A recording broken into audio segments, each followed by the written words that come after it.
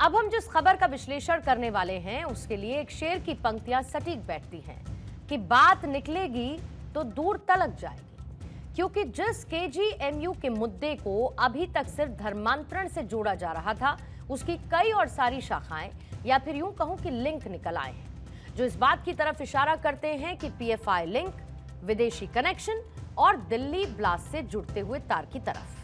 KGMU से जुड़े हुए धर्मांतरण और यौन शोषण केस ने अब आतंकी कनेक्शन की तरफ मोड़ ले लिया है।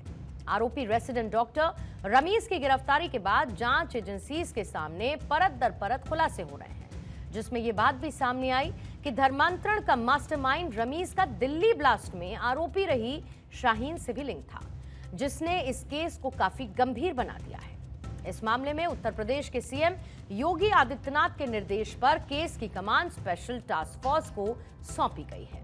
एसटीएफ की जांच शुरू होते ही विश्वविद्यालय प्रशासन की तरफ से बनी हुई आंतरिक जांच समिति को भंग कर दिया गया है।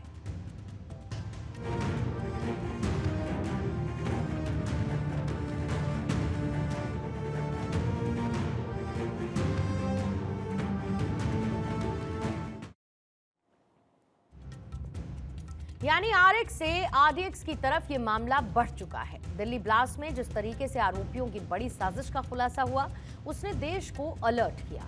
इस केस का भी दिल्ली कनेक्शन सामने आ चुका है और केस का सबसे अहम किरदार आरोपी रेसिडेंट डॉक्टर रमीज पुलिस की गिरफ्त में है। 50,000 के इनामी रमीज को 18 दिन की फरारी के बाद लखनऊ से गिरफ्तार किया गया, जिसने आतंकी डॉक्टर शाहीन से मुलाकात होने और कनेक्शन होने की बात को कबूला है। अब पुलिस की फाइंडिंग्स में सामने और क्या-क्या आया है ये भी आप जान लीजिए। पुलिस की अभी तक की इंटरोगेशन में ये पता चला कि केजीएमयू में चल रहा धर्मांतरण नेटवर्क सिर्फ एक व्यक्ति तक सीमित नहीं था, बल्कि इसके तार कई लोगों से जुड़े हो सकते हैं। यहाँ की 2 महिला स्टाफ और एक डॉक्टर नेटवर्क में शामिल पाए गए। आरोप यह है कि मिलकर धर्मांतरण का रैकेट चलाया जा रहा था।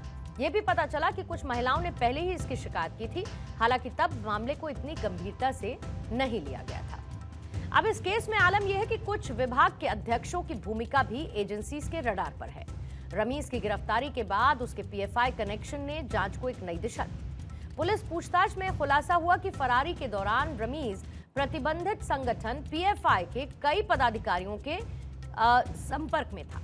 अब पीएफआई क्या है, हालांकि आपने इसका नाम कई बार सुना होगा, फिर भी एक रिवीजन आपको दे देते हैं। पीएफआई यानी कि popular front of India Bharat में ये एक प्रतिबंधित संगठन है, जिसकी स्थापना 2006 में नेशनल डेवलपमेंट फ्रंट यानी कि एनडीएफ के उत्तराधिकारी के तौर पर हुई थी। सरकार ने सितंबर 2022 में इसे और इसके सहयोगी संगठनों पर 5 साल के लिए प्रतिबंध लगा दिया था।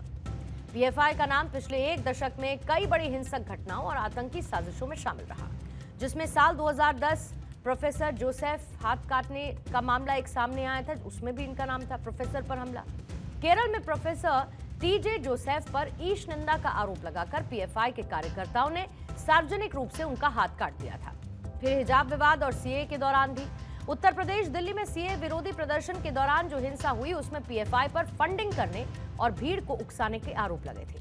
कर्नाटक में हिजाब विवाद के दौरान भी इसकी भूमिका सामने आई थी। फिर दिल्ली के दंगे साल 2020 जब दिल्ली दंगे हुए, उसमें ईडी और पुलिस ने यह पाया कि दंगे भड़काने के लिए भारी मात्रा में पैसा पीएफआई से जुड़े खातों से आया है, अकाउंट से आया है। हाथरस कांड और दंगा साजिश।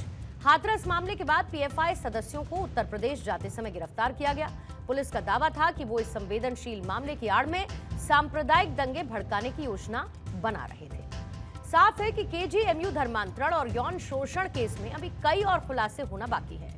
वहीं दिल्ली ब्लास्ट में भी क्या इस गैंग का कोई हाथ था, इसका भी पता पुलिस करने में जुटी है। और पीएफआई से डॉक्टर रमीज के क्या संबंध हैं, इसको लेकर भी जांच अब तेज